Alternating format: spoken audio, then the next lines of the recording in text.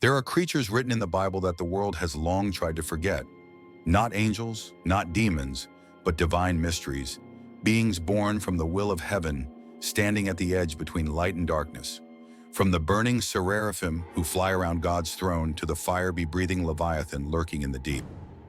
From the Nephilim, children of forbidden unions between heaven and earth, to the Ophanonim, wheels of eternal justice spinning without rest. Each creature is a living symbol, a fragment of the eternal war between holy order and primeval chaos.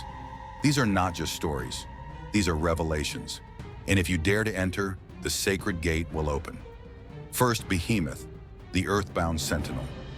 In the book of Job, God turns to the suffering man and says, "Behold now Behemoth, which I made with thee." It is not a threat, it is a revelation. For Behemoth is no ordinary beast. He is the guardian of the wild, the firstborn of God's living creations, a colossus carved from clay and breath, whose limbs are like rods of iron, whose tail sways like a cedar in the wind.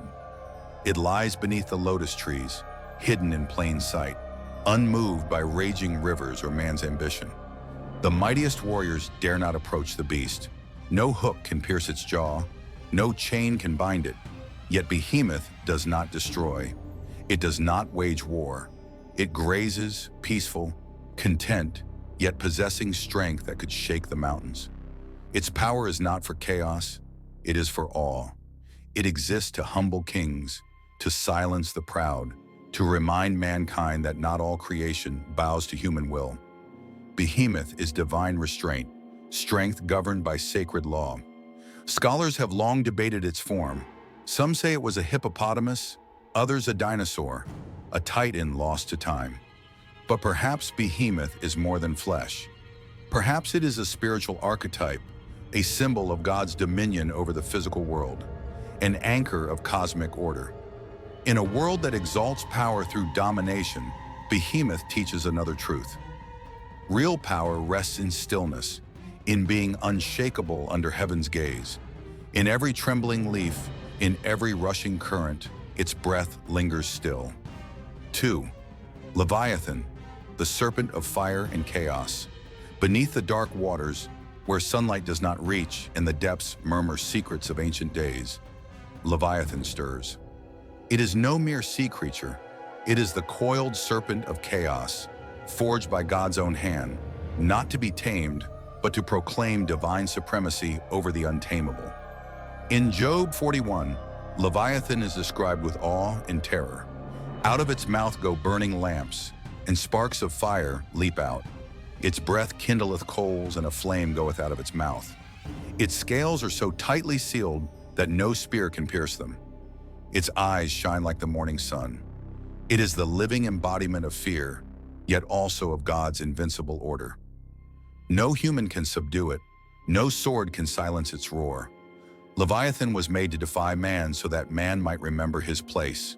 To behold it is to behold the storm itself, magnificent, unyielding, wild. Yet Leviathan is not evil. It is not Satan, as some have assumed. It is a weapon, a warning, and a wonder. In Psalm 104, it plays in the seas, God's plaything, not man's enemy.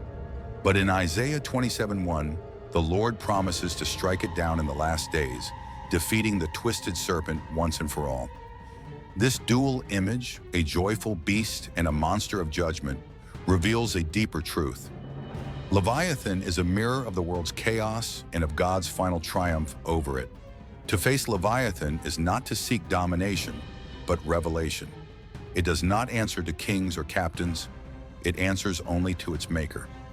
Third, Seraphim, the burning ones. High above the throne of God, where mortal eyes dare not look, the Seraphim saw blazing spirits of fire and holiness. Their very name means the burning ones, and indeed they burn, not with wrath, but with unquenchable worship. In Isaiah 6, the prophet beholds them in a vision that leaves him trembling. Each seraph has 6 wings. With 2 they cover their faces, for even they cannot gaze upon God's full glory. With 2 they cover their feet in reverence and humility, and with 2 they fly, encircling the throne in endless motion. Day and night they cry aloud, "Holy, holy, holy is the Lord of hosts. The whole earth is full of his glory.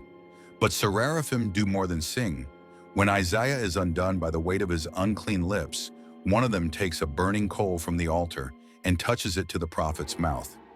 Your guilt is taken away, it says, and your sin atoned for. Thus the Seraphim are also agents of purification, standing between man and the unapproachable holiness of God. Unlike angels who deliver messages or cherubim who guard sacred spaces, the Seraphim dwell in the immediate presence of divine majesty. They are not sent. They remain. They are not seen. They are felt as fire is felt without being touched. The Rahi